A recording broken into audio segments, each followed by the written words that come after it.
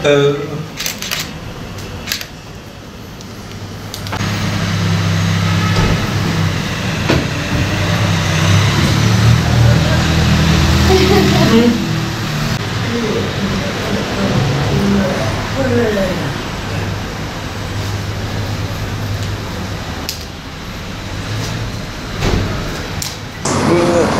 İşitme Engelliler Derneği Başkanı, ismim Şener, soyadım Baş. Bizlerin yaşadığı sıkıntılar, problemler, karakolda iletişim sıkıntısı yaşıyoruz, mahkemelerde iletişim sıkıntısı yaşıyoruz, hastanelerde iletişim sıkıntısı, doktorlarla, işte ameliyat olacağımız zaman vesaire. Her türlü sıkıntı yaşayabiliyoruz. Bizim en büyük problemimiz iletişim. İşaret dilinin bizim için çok büyük faydası var. İşte karakolda da, doktorlarla da anlaşabilmemiz için bizim için çok önemli. Şu anda da çok bir yerde tercümanımız yok maalesef. Bir farkındalık olursa işaret dili eğitimiyle bunu geliştirmeyi çok istiyoruz. Farkındalık olarak işitme engelliler biz beraber sokakta yürürken hareketlerimizi görüp de dışarıdaki insanlar yani hiç görmedikleri için bize çok farklı gözle bakıyorlar. Sağır kültürünü öğrenmeleri gerekiyor öncelikle.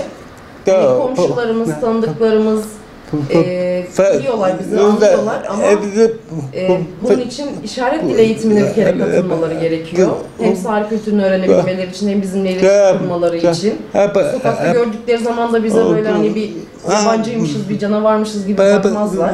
Hatta işaret dili öğrenenler bize gelip sağırlara ben işaret dili öğrendim, hani seninle biraz iletişim kurmak için öğrendim deyip de sohbet de edebilirler. Hani aramızda herhangi bir engel olmadığını, iletişim kurabileceğimizi bize de gösterirler. Sokakta gördükleri zaman biz de sıkıntı yaşamayız.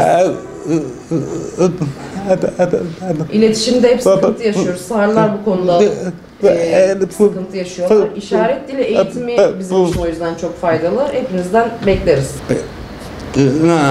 Ben sağırım. Sokakta yürürken şöyle bir sıkıntı yaşıyoruz. Duyanlar bizi gördükleri zaman, işaret diliyle konuştuğumuzu gördükleri zaman hani çok farklı bakıyorlar bizlere. Hani ben gibi söylüyorum, ben sağırım dediğim oldu. Hani ben sana öğreteyim mi benim kültürümü dediğim oldu.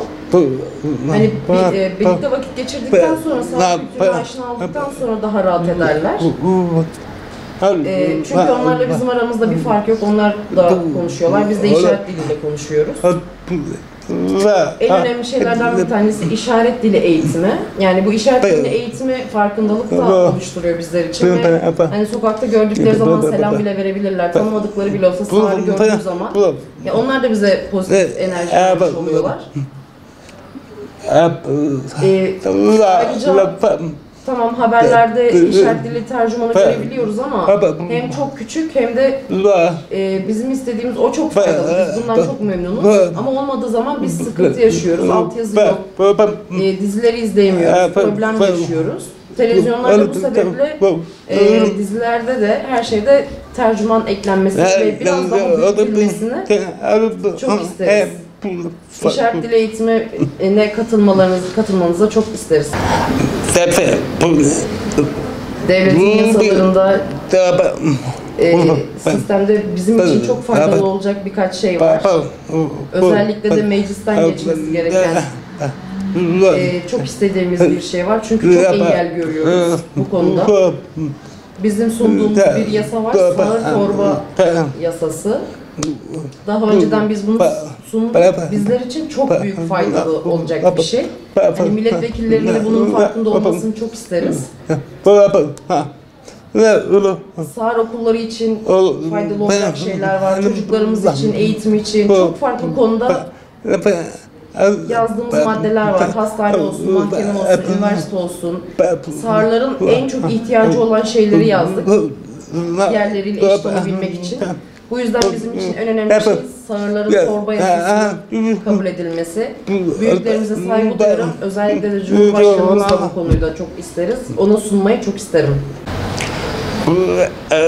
Bursalılar, sizleri çok seviyorum. Saygı duyuyorum.